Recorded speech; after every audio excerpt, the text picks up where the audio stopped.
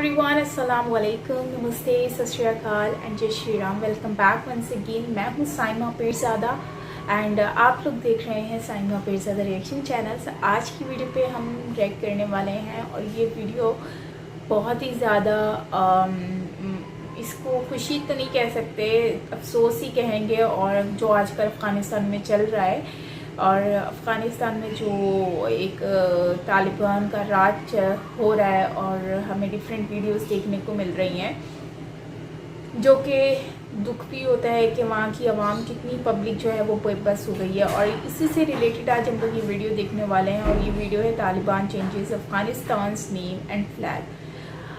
इस वीडियो का आज हम देखेंगे।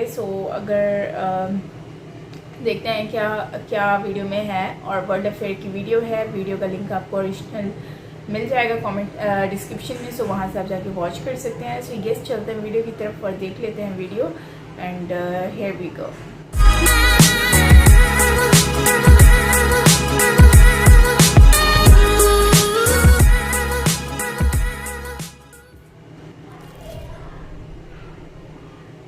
Welcome you world affairs. मैं हूँ प्रशांत धवन। तालिबान ने चेंज कर दिया है अफगानिस्तान का नाम। यहाँ पे आप देख पाओगे 3 करोड़ 80 लाख की आबादी का एक बहुत ही इम्पोर्टेंट देश अफगानिस्तान अब यह आज के समय कंट्रोल में है तालिबान के। अब धीरे धीरे इस कंट्री की जो भी पुरानी पहचान थी, जो इसका झंडा था, everything is being changed by Taliban. Now जिस अफगानिस्तान को हम लोग जानते थे, जहाँ पर अशरफ गनी प्रेसिडेंट थे, उसका जो फॉर्मल नाम है, मतलब कि ऑफिशियल नाम था, वो था इस्लामिक रिपब्लिक ऑफ अफगानिस्तान। जिस तरीके से हम लोग वैसे शॉर्ट में कहते हैं इंडिया, मगर इंडिया का जो ऑफिशियल नाम जो डॉक्यूमेंट्स में लिखा जाता है, जो ट्रीटीज़ में लिखा जाता है, ये है Republic of India. Similarly Russia का जो ऑफिशियल नाम है, ये सिर्फ रशिया नहीं है, इट इज़ रशियन फेडरेशन। वैसे ही अफगानिस्तान का ऑफिशियल नाम था इस्लामिक रिपब्लिक ऑफ अफगानिस्तान। ये नाम रखा गया था यूएसए के अंडर 2004 में और 2021 तक, अगस्त महीने तक ये नाम रहा। अब तालिबान ने इसको चेंज कर दिया है। अब नया नाम है यहाँ पर अफगानिस्तान का ऑफिशियल नाम है इस्लामिक एमिरेट ऑफ अफगानिस्तान। यहाँ पे आर्टिकल है Afghanistan name changed to Islamic Emirate of Afghanistan. और इतना ही नहीं है, जो इनका एम्बलम है ये भी चेंज किया जा रहा है। सब कुछ और ज़्यादा रिलीजियस बनाया जा रहा है। यहाँ पे आप देखोगे ये था अफगानिस्तान का एम्बलम फ्रॉम 2013 to 2021। जो नया एम्बलम चूज़ किया है तालिबान ने, वहाँ पे आप देखोगे कुरान पे काफ़ी फोकस है और ऑल टुगेदर जो रिलीजियस सिंबल्स हैं वो यहाँ पर हाईलाइट किए गए हैं। झंडा भी बदला जाएगा। झंडा भी आप अगर देखोगे अफगानिस्तान का, ये था पिछले 20 साल में, ये झंडा रखा गया था अफगानिस्तान का 2004 में, उस वक्त की अफगानिस्तान गवर्नमेंट द्वारा, और यूएसए ने भी इस झंडे को बैक किया था। फिर इस झंडे में कुछ बदलाव किया गया। जो मेन लोगो था झंडे के बीच में, इसको ज़रा बड़ा किया गया और थोड़ा सा ट्रांसलूसेंट कर दिया। फिर ये झंडा रहा अफगानिस्तान का 2013 से लेकर 2021 तक। हालांकि अभी भी आप अगर देखो तो यूएन सिक्योरिटी काउंसिल यही झंडा एक्सेप्ट कर रहा है, मगर तालिबान ने अपनी तरफ से ये झंडा कर दिया है डिस्कार्ड। अब ये होगा तालिबान के हिसाब से ऑफिशियल फ्लैग अफगानिस्तान का। नाउ इन चेंजेस के बारे में और जानते हैं, मगर आगे बढ़ने से पहले आपसे एक क्वेश्चन पूछूंगा। क्वेश्चन आपके लिए यहाँ पर यह है कि इनमें से वो कौन सा देश है जो एक लैंड बॉर्डर शेयर नहीं करता with the country of Afghanistan.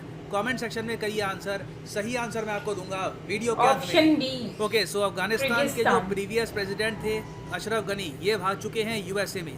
Taliban ने अब डिक्लेयर किया है कि अफगानिस्तान के अब नए प्रेसिडेंट होंगे मुल्ला अब्दुल गनी बरादर। ना इन पर मैंने एक शॉर्ट वीडियो भी अपलोड करी थी। वहाँ पे मैंने आपको बताया था कि इनकी हिस्ट्री बहुत अजीब सी है, क्योंकि आप अगर इनके बारे में बेसिक सर्च भी करोगे तो आपको आराम से पता लग जाएगा कि 2010 के आसपास आईएसआई ने इनको पकड़ लिया था। फिर उसके बाद ये 8 साल तक हिरासत में रहे और 8 साल के बाद 2018 में यूएसए ने रिक्वेस्ट करी थी पाकिस्तान को कि इनको छोड़ दिया जाए और फिर इनको छोड़ा गया। यूएसए ने जस्टिफिकेशन ये दी कि इनको मजबूरी में छोड़ना पड़ा, तालिबान से कुछ अपने लोग भी इनको छुड़वाने थे। मगर कई जियोपॉलिटिकल एनालिस्ट यहाँ पर यही मानते हैं कि गनी बरादर को कहीं ना कहीं यूएसए का अप्रूवल है। यूएसए को पता था कि इवेंचुअली तालिबान ही कब्जा लेगा इस देश को, तो एटलीस्ट जो तालिबान का यहाँ पर लीडर है वो हमारे द्वारा हैंड पिक्ड हो। खैर, ये बस एक थ्योरी है। अभी के लिए हमको ये पता है कि नए प्रेसिडेंट होंगे अफगानिस्तान के मुल्ला अब्दुल गनी बरादर, और इन्होंने जो नाम चेंज किया है यहाँ पे अफगानिस्तान का, ये बहुत ही इम्पॉर्टेंट है। देखो, तालिबान इससे पहले पावर में आई थी 1996 में, और ये पावर में रही थी 2001 तक, जब तक 9/11 नहीं हुआ। जैसे ही 9/11 हुआ उसके बाद यूएसए ने अटैक कर दिया अफगानिस्तान में। उस टाइम आप अगर देखो 1996 से लेकर 2001 तक, इस टाइम में अफगानिस्तान का ऑफिशियल नाम था इस्लामिक एमिरेट ऑफ अफगानिस्तान। इनका झंडा भी दूसरा था, नेशनल एम्बलम भी दूसरा था, एवरीथिंग वाज डिफरेंट। तो तालिबान बेसिकली दुनिया को यहाँ पर ये कह रहा है कि अफगानिस्तान वापस अब 20 साल पहले जा चुका है। अब ये 2001 के पहले भी ये लोग आए हुए थे जो वहाँ भी पर नाम है ये वापस अफगानिस्तान में। और हाँ, एक बात मैं क्लियर कर दूं कि 1996 से लेकर 2001 तक अफगानिस्तान 90% कंट्रोल करता रहा अफगानिस्तान का, क्योंकि जो ये नॉर्दर्न एरिया है इस रीजन को डिफेंड कर रहा था नॉर्दर्न अलायंस, जहाँ पे US, Russia, India, Iran, various countries मिलकर एक मिलिट्री अलायंस फॉर्म करके तालिबान को अफगानिस्तान के नॉर्दर्न पार्ट से अलग रखती थी। नाउ अगला क्वेश्चन यहाँ पे आप पूछोगे कि ठीक है ये सब बदलाव तालिबान ने तो कर दिए, क्या दुनिया ये सब बदलाव एक्सेप्ट करेगी? देखिए यहाँ पे सारी कहानी आती है यूएन सिक्योरिटी काउंसिल में कि संयुक्त राष्ट्र में जो सिक्योरिटी काउंसिल है वहाँ पे क्या वोटिंग होती है, क्या कंट्रीज़ यहाँ पर ये चेंजेस एक्सेप्ट करती है या नहीं। तो आज आपको पता होगा कि यूएन सिक्योरिटी काउंसिल में एक इमरजेंसी मीटिंग रखी गई। इंडिया सिंस प्रेसिडेंट है यूएनएससी का, इंडिया ने ये मीटिंग ऑर्गेनाइज करी और वेरियस कंट्रीज़ ने यहाँ पर अपने आइडियाज़ दिए, अपने थॉट्स दिए रिगार्डिंग तालिबान। कई देश हैं जो बिल्कुल रेडी है तालिबान को स्वीकार करने के लिए। फॉर एग्जांपल चाइना ने तो लिटरली यहाँ पर क्या दिया कि we are ready to accept Taliban, हम उनके साथ अच्छे रिलेशंस मेंटेन करना चाहते हैं। यूनाइटेड किंगडम ने यहाँ पर कहा कि हम तालिबान को एक्सेप्ट नहीं करेंगे, हम बिल्कुल वेट करेंगे, देखेंगे कि इनका क्या बिहेवियर रहता है। सेम बात यहाँ पर कही है रशिया ने कि we will decide on recognising Taliban government based on conduct. अभी 1-2 साल तक इनका जो कंडक्ट है देखा जाएगा कि क्या ये आतंकवादी ग्रुप्स को यहाँ पर ग्रो करने में हेल्प करते हैं, क्या अलकायदा यहाँ पे वापस स्ट्रॉन्ग होता है। तो ज़्यादातर जो कंट्रीज़ हैं सिवाय चाइना के ये बहुत हद तक स्केप्टिकल हैं और जो भी चेंजेस किए हैं तालिबान ने अभी के लिए यूएन सिक्योरिटी काउंसिल ने इनको एक्सेप्ट किया नहीं है। हाँ, ये अलग बात है कि चाइना इंडिविजुअल लेवल पर कई और कुछ और कंट्रीज़ फॉर एग्जांपल पाकिस्तान इनके साथ मिलकर रिकॉग्नाइज कर दे तालिबान का नया नाम, नया झंडा। It is very much possible. मगर अफगानिस्तान का सिर्फ नाम और झंडा यहाँ पर चेंज नहीं हो रहा, overall law and order everything is being transformed इन अफगानिस्तान। सबसे बड़ी बात यह है कि रिटर्न हो रहा है शरिया लॉ का ना। देखो शरिया लॉ बहुत सी कंट्रीज़ में इम्प्लीमेंट होता है, आपको पता होगा सऊदी अरेबिया तो चलता ही शरिया लॉ में है। आप पाकिस्तान का संविधान देखो तो वहाँ पर भी वो मेंशन करते हैं कि जो भी हमारे कानून है वो कहीं ना कहीं गाइडेड है बाय कुरान और शरिया लॉ को हम फॉलो करने की कोशिश करते हैं। मगर कई मामलों में उनके यहाँ उतनी स्ट्रिक्टनेस नहीं है जितनी आपको दिखेगी सऊदी अरेबिया में। तो देखो शरिया लॉ की जो इंटरप्रिटेशन है ना, वो इंटरप्रिटेशन बहुत इंपॉर्टेंट है। तालिबान की आलोचना इसलिए होती है क्योंकि ये बहुत ही एक्सट्रीम लेवल पर इंटरप्रेट करते हैं शरिया लॉ को। और इवन दो तालिबान ने ये कहा है कि विमेंस एजुकेशन को हम रोकेंगे नहीं। जी हाँ, तालिबान ने ये कहा है कि औरतों को ये लोग स्कूल जाने देंगे, मगर यहाँ पे ऐड कर दिया कि जो उनकी पढ़ाई होगी ये इस्लामिक सिस्टम के हिसाब से होनी चाहिए। स्कूल में जाते वक्त they should be completely covered. और प्रॉब्लम देखो तालिबान के साथ ये आती है कि जब इनके लॉज कोई तोड़ता है तो उसकी जो सज़ा होती है वो होती है बहुत ज़्यादा ब्रूटल। तो ह्यूमन राइट्स को लेकर तालिबान एक बहुत बड़ा इशू बनने वाला है। और देखो तालिबान की जो लीडरशिप है वो जो भी कहे, जो इनके स्पोक्समैन है वो जो भी कहे, जो इनके बहुत सारे कोर मेंबर हैं जो काफ़ी बार मीडिया के सामने आते नहीं हैं, कभी इंटरव्यू देते हैं, उनसे जब पूछा गया कि क्या आप शरिया लॉ वापस लेके आएंगे अफगानिस्तान में, तो उन्होंने यहाँ पर ये कहा कि इस्लामिक लॉ मतलब शरिया लॉ, इस्लामिक लॉ बिल्कुल अफगानिस्तान में आएगा। और ना सिर्फ अफगानिस्तान में आएगा but it will come all over the world, पूरी दुनिया में भी ये इस्लामिक लॉ आएंगे। यहाँ पे आप देखोगे फोर्ब्स का इस पर आर्टिकल है। और जिस जर्नलिस्ट को उन्होंने यहाँ पे इंटरव्यू दिया है क्लैरिसा वार्ड, इनको भी आप अगर देखोगे तो ये है इनकी photo before the arrival of Taliban, ये है इनकी photo after the arrival of Taliban. तो ये जो सोच है ये बहुत ही बड़ी कंसर्न होगी पूरी दुनिया के लिए कि ठीक है अगर अपने कंट्री में ये अपने लॉज ये सब इम्प्लीमेंट करना चाहते हैं ठीक है, मगर ये बाकी ग्रुप्स को अगर ये सपोर्ट करना स्टार्ट कर देते हैं ताकि दुनिया भर में ये लॉ फैले, उससे ऑफकोर्स कई कंट्रीज़ को प्रॉब्लम होने वाली है।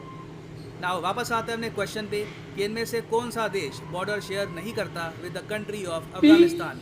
सही उत्तर यहाँ पे है ऑप्शन बी किर्गिस्तान। यहाँ पे आप अगर देखेंगे किर्गिस्तान ऑल टुगेदर काफ़ी दूर है।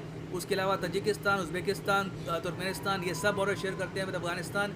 अफगानिस्तान बहुत ही ज़्यादा न्यूज़ में है, तो जो इसकी जोग्राफ़ी है, आसपास जो रिवर्स हैं, इसके बारे में मैं आपको डिटेल इन्फॉर्मेशन दे रहा हूँ हर वीडियो में। Please make sure to remember this. किसी भी एग्ज़ाम में एक रैंडम क्वेश्चन बन के आपके सामने ये इन्फॉर्मेशन आ सकती है।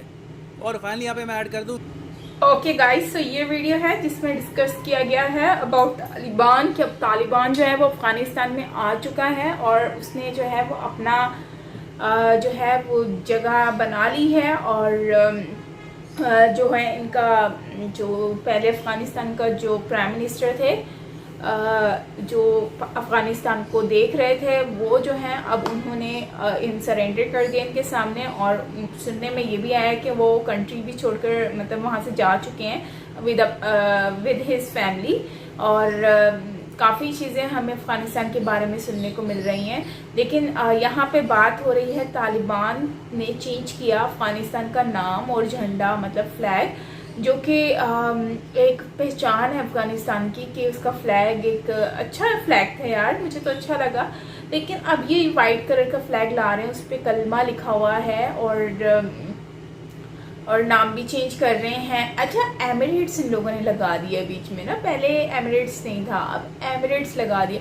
तो ये एमिरेट्स जो लगाया है ये मुझे समझ नहीं आ रहा कि ये यूनाइटेड अरब से मिलाने की कोशिश की जा रही है या उसी से ही सिमिलर कुछ करने की कोशिश की गई है। बिकॉज एमिरेट्स तो यूनाइटेड अरब्स वगैरह में ही शामिल होता है ना। सो ये चीज़ जो है वो मुझे समझ नहीं आई कि ये पार्ट समझते हैं अरब का या फिर हाँ, क्योंकि अरब में ही इस्लामिक कंट्रीज ज़्यादा हैं और मुस्लिम्स वगैरह और ये सारी चीज़ें, तो शायद उससे रिलेटेड हो। सो इन लोगों ने जो है वो यहाँ पर नाम चेंज कर दिया फ्लैग। लेकिन अभी भी यूएन सिक्योरिटी जो है वो लोग इसी चीज़ को एक्सेप्ट नहीं कर रहे। मतलब चाइना ने तो एक्सेप्ट कर लिया, आप समझ नहीं आई कि चाइना ने इसको क्यों एक्सेप्ट कर लिया, चाइना का इसके पीछे क्या रीज़न हो सकता है। चाइना तो एक मतलब चाइना ये तो जो है वो साथ में बॉर्डर लगता है इन लोगों का अफ़गानिस्तान का। तो अगर चाइना के साथ कुछ भी, मतलब ये लोग तो चाइना में भी इंटर हो सकते हैं, चाइना को भी नुकसान पहुंचा सकते हैं। और ये जैसे श्रेया लो का कह रहे हैं कि श्रेया लो जो है वो लेकर आएंगे, मतलब पूरी दुनिया में लेकर आएंगे, उसका नज़र आएगा तो पूरी दुनिया में। हाउ इट इज़ पॉसिबल, मतलब कि अगर ये पूरी दुनिया में ये मतलब फिर अगर ये लेकर आने की कोशिश करते हैं, सो इसका मतलब ये है कि पूरी दुनिया की जो कंट्रीज़ हैं उन लोगों के जो रूल्स हैं, रेगुलेशंस हैं, उसको ब्रेक करेंगे। सो ब्रेक करने के लिए वहाँ पर वायलेंस होगा तो मतलब बहुत सारी चीज़ों के लिए बहुत सारे मामला होंगे। तो समझ नहीं आ रहा कि ये चल क्या रहा है हमारी कंट्री में, हमारी दुनिया में, हमारे आसपास की कंट्रीज़ में, नेबर्स कंट्रीज़ में, अफ़गानिस्तान में। अब जैसे कि वो एंकर पर्सन को देख लो, न्यूज़ रिपोर्टर को, वो तो क्लैरिसा कुछ नाम था ना, तो उन्होंने तो वो पहना हुआ था, मतलब पहले कैसा उनका लुक था और बाद में उनका लुक कैसा हो गया। सो ये चीज़ हम देखें तो यार बहुत फ़र्क है। एंड अगर ये हमारी कंट्री में आ गया तो मतलब हम लोगों को पूरा फेस वेस हर चीज़ ढक कर जानी पड़ेगी, क्योंकि वहाँ तो अलाउ ही नहीं करेंगे। यार ये तो बहुत ही डेंजरस सीन हो रहा है और मुझे तो टेंशन होना स्टार्ट हो गई है कि ये क्या मामला चल रहे हैं। और अभी रिसेंटली कुछ वीडियोस हैं जो कि हमें देखने को भी मिली हैं। इंडिया ने तो मैंने सुना है कि वो ले गए हैं अपने जो उनके अपने लोग थे उनको ले गए हैं और वहाँ से फ़्लाइट्स उनकी जा चुकी हैं। और बाकी जो अमेरिका के जो यूएस के जो थे इनके आर्मी मिलिट्री वगैरह थी, तो उनको भी इन्होंने एमरजेंसी में बुलवा लिया है वापस। तो जिसकी वजह से बहुत सारे जो अफ़गानी थे वो बेचारे वहाँ पर लटके हुए थे कि हमें भी साथ ले जाओ शायद, तो वो वहाँ से फ्लाइट। और इतनी मुझे बेबसी महसूस हुई, इतना अफसोस हुआ इस चीज़ को देखकर कि मतलब उन लोगों ने उनको रोका भी नहीं कि आप लोग जो हैं वो क्यों लेकर जा रहे हो, मतलब कि उतर जाओ या कुछ भी ऐसा। और सुनने में ये भी आया कि वहाँ पे बहुत सारे लोगों को 5-6 लोगों को तो मार भी दिया ऑन द स्पॉट। सो मतलब समझ नहीं आ रहा कि यार चल क्या रहा है। जिनको हेल्प करनी चाहिए वो हेल्प नहीं कर रहे, भाग रहे हैं और अपना सब कुछ छोड़कर। और अपनी जो तालिबान जो है वो राज कर रही है। और फ्यूचर कैसा होगा, क्या मामला चलेंगे, समझ से बाहर है। और जिस तरह का ये शरिया लॉ लेकर आ रहे हैं, पाकिस्तान में भी शरिया लॉ है लेकिन ऐसा लॉ नहीं है जैसा अफ़गानिस्तान में है या फिर जो सऊदीया में है, मस्ट वाला नहीं है कि आपने निकाब करना है, हिजाब करना है, आपने बाया पहनना है, अपने आप को फुली कवर्ड करना है या फुली इस्लामिक एजुकेशन होगी, ऐसा नहीं है। ठीक है, आपकी चॉइस है, आप बुर्का पहनते हो, आप जीन्स पहनते हो, it's all up to you. और ये चॉइस पर होता है यहाँ पर। और अगर आप जैसे बाहर जाते हो तो आपकी चॉइस पे कि आप कैसे जाना चाहते हो, it's all up to you. और दूसरी बात कि एजुकेशन पे, तो एजुकेशन हर तरह की वहाँ पे प्रोवाइड की जाती है, इस्लामिक भी होती है और आउट ऑफ कंट्री की, एवरीथिंग। अब वो अलग बात है कि उसमें थोड़ा सा चेंजेस लेकर आते हैं, वो एक अलग बात है, लेकिन तालीम तो इसमें आती है। एनीवेज गाइस, ये थी हमारी आज की वीडियो और काफ़ी दुख हुआ मुझे ये सारी बातें सुनकर अबाउट अफ़गानिस्तान की। यार, अफ़गानिस्तान के लोग बहुत ज़्यादा बेबस हैं और काफ़ी उनके साथ गलत हो रहा है। और जैसा कि यहाँ पर अचानक से ये लोग आ गए और अब जो है, मतलब इससे पहले भी ये हुआ था ना, 2000 में तकरीबन ये वहाँ पर उस टाइम में थे। तो अफ़गानिस्तान में अक्सर तालिबान आ जाता है और वहाँ रूल करता है और तकरीबन 5-6 साल उन्होंने वहाँ पर रूल किया भी। तो ये समझ नहीं आता कि ये लोग वहाँ पर अफ़गानिस्तान में ही क्यों रूल करते हैं और अफ़गानिस्तान में क्यों आ जाते हैं। और फिर वो अफ़गानिस्तान से चले गए, मतलब चले गए, फिर उसके बाद दोबारा से अब आ गए हैं। आई डोंट नो क्या हो रहा है। और चाइना ने तो उसको एक्सेप्ट कर लिया है। कैसे एक्सेप्ट कर लिया चाइना ने? चाइना करना क्या चाह रहा है समझ से बाहर है। और दूसरी कंट्रीज ने तो किसी ने भी एक्सेप्ट नहीं किया एक्सेप्ट चाइना कर रहा है। तो क्यों कर रहा है? उसके पीछे कोई बड़ा रीज़न होने वाला है। सो खैर गाइज, देखते हैं क्या होता है। मेरे लिए तो मुझे तो ये बहुत ही दुख की बात लग रही है और काफ़ी चेंजेस लेकर आ रहे हैं अफ़गानिस्तान में। वहाँ के लोग भी इतने बेबस हुए हैं, कितने लोगों की जानें भी चली गई हैं।